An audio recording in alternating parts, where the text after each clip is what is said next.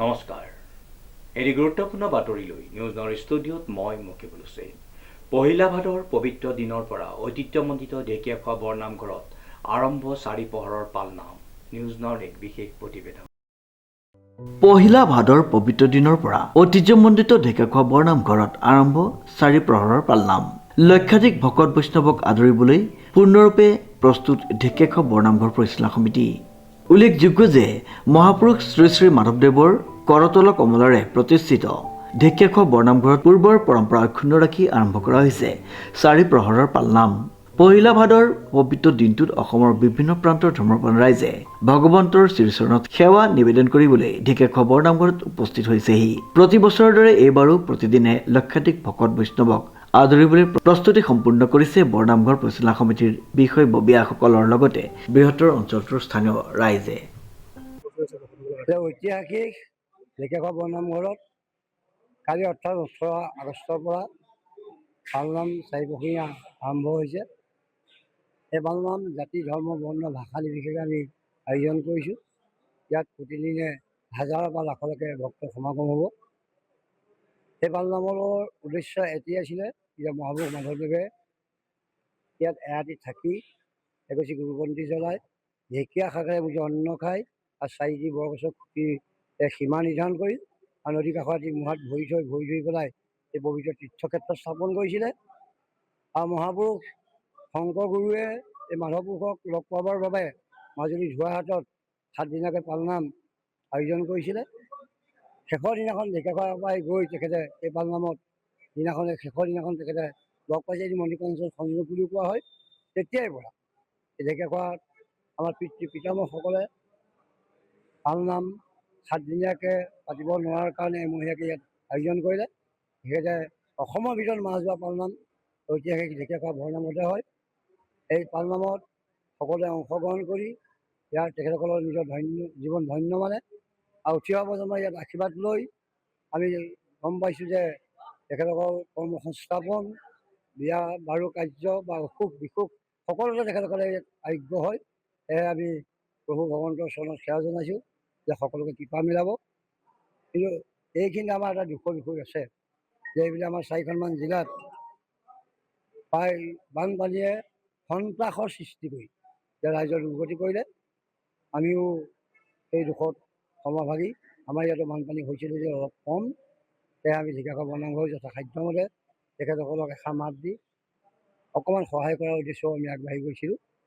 আৰু ৰাইজৰ যি দুৰ্গতি হ'ল খুব সোনকালে তেখেতসকলক আৰোগ্য হওক, প্ৰভুৱে তেখেতসকলক কৃপা মিলক। আৰু যিসকল আমাৰ মাজৰ পৰা গুচি গ'লগৈ তেখেতসকলক আমি বিদেহ আত্মা আমি সদগতি কামনা কৰিছোঁ আৰু শোক সম্পৰ্কীয় পৰিয়ালবৰ্গক সমবেদনা জ্ঞাপন কৰিছোঁ। আৰু এই অনুষ্ঠানভাগি আমাৰ সংবাদ মাধ্যমে আগবঢ়াই বহুত লৈ গুচি গ'ল এটা সময় ভৰা। তেখেতে আমি সংবাদ মাধ্যমে সকলোজনকে আমি আশীৰ্বাদ কৰিছোঁ। অসম ভাৰতৰ বাহিৰত থকা যিসকল ৰাইজ তেখেতসকলকো আমি আশীৰ্বাদ প্ৰদান কৰিছোঁ।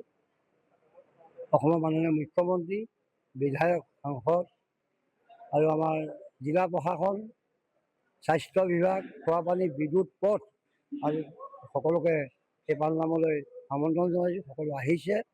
আমাৰ ইয়াত প্ৰতিদিনে হাজাৰৰ পৰা লাখৰ ঘৰ যেতিয়া ৰাইজৰ সমাগম হ'ব তেতিয়া ৰাইজে কোনো কাৰণে অসুবিধা নাপায় তাৰ প্ৰতি লক্ষ্য ৰাখি তেখেতসকলেও কাম কৰিব। আৰু পূৰ্বতে আমাৰ বিভিন্ন স্বেচ্ছাসেৱী অনুষ্ঠান ভক্তপ্ৰাণ ৰাইজে অন্ন বিশুদ্ধ খোৱা পানী বিভিন্ন সামগ্ৰী দি পেলাই ইয়াত সহায় কৰিছে বা স্থানীয় গাঁওসমূহে আহি পেলাই আমাৰ এই পালনামত অংশগ্ৰহণ কৰি আমাক সহায় কৰিছে। এইবুলি তেখেতসকল তেনেধৰণে আহিব।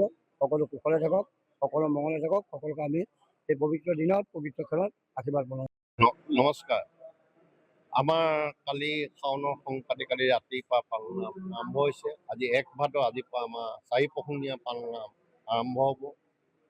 আমাৰ অসমৰ বিভিন্ন মানুহ আমাৰ পুৱাৰ পৰা আমাৰ অহা আমি দেখিছোঁ ভক্ত। আমি আশা ৰাখিছোঁ আমাৰ অসমৰ তথা ভাৰতবৰ্ষৰ ভক্তসকলে আমাৰ এই 4 প্ৰহৰীয়া পালনামত অংশগ্ৰহণ কৰি আমাক উৎসাহ দিব। আৰু আমিও পৰিচালনা সমিতিৰ ফালৰ পৰা অসম তথা ভাৰতবৰ্ষৰ বা বিশ্বত থকা প্ৰবাসীসকলক আমি মংগল কামনা কৰি আশীৰ্বাদ দিছোঁ। তেওঁলোক ভালেই থাকক। এইবাৰ আমাৰ যি উজনি অসমৰ 3খন জিলাত বান বিভীষিকাৰ সৃষ্টি হৈছিলে। তাৰ বাবে ভাৰতবৰ্ষ অসম বিশ্বৰ পৰা মুখ্যমন্ত্ৰী পুঁজিলৈ সাহায্য দিছে। আমি তেওঁলোকক ধন্যবাদ দিছোঁ। আমিও অসমৰ ৰাইজৰ হৈ বন সম্পদ পৰিচালনা সমিতিৰ পৰা আমি এখন চেক মুখ্যমন্ত্ৰী পুঁজিক দিছিলোঁ 3 লাখ টকা। আৰু তেওঁ নিমন্ত্ৰণ কৰিবলৈ গৈছিলোঁ আমাৰ পালনাম ভাগিত অংশগ্ৰহণ কৰিবলৈ। তেওঁ ছেপ্টেম্বৰ 1 উইকত আহিম বুলি ক'লে। আৰু তেখেতে এটা নিজেই কৈছে যে ঢেকীয়াখোৱাত আমি অসমৰ নাম জ্বলা কিবা এটা কাম কৰিম।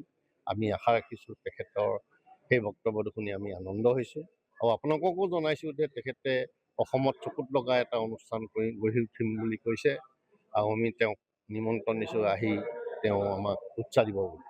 আৰু আমি এই চেগতে পৰিচালনা সমিতিয়ে অসমৰ সকলো ভাৰতবৰ্ষত থকা প্ৰবাসীসকলক আমি এই 4 পহঙীয়া পালনামত অংশগ্ৰহণ কৰি আমাক উৎসাহ দিব। আৰু আমি ভক্তসকলৰ অসুবিধা নহ'বৰ বাবে বিভিন্ন বিভাগৰ লগত আমি যোগাযোগ কৰিছোঁ। তেওঁলোকৰ যোগাযোগত কৰাৰ পিছত তেওঁলোকে আমাক বহুত সহায় হাত আগবঢ়াইছে। পাব্লিক হেল্থ প্ৰশাসন, পুলিচ, মেডিকেল সকলো আহি আমাৰ ইয়াত কেম্প কৰি লৈছে। আৰু যিসকল ভক্তক যদি কিবা কাৰণত কিবা অসুবিধা, আমাৰ ঢেকীয়াখোৱা তথা পৰিচালনা সমিতিয়ে সকলো ফালৰ পৰা তেওঁলোকক সহযোগ কৰিব। তেওঁলোকে কেতিয়াও ভাবিব নালাগে যে আমি ঢেকীয়াখোৱাত গ'লে কিবা বিপদ হ'ব বা বিপদত পৰিম, সেইটো আজিলৈকে হোৱা নাই। আৰু অতীত ভৱিষ্যতলৈও ঢেকীয়াখোৱা বৰনামঘৰৰ পৰিচালনা সমিতি আৰু ঢেকীয়াখোৱা সকলোকে সহায় সহযোগ কৰি যাব। বিৰাজ বৰাৰ সহযোগত ডিজি বৰাৰ ৰিপৰ্ট, নিউজ নাও।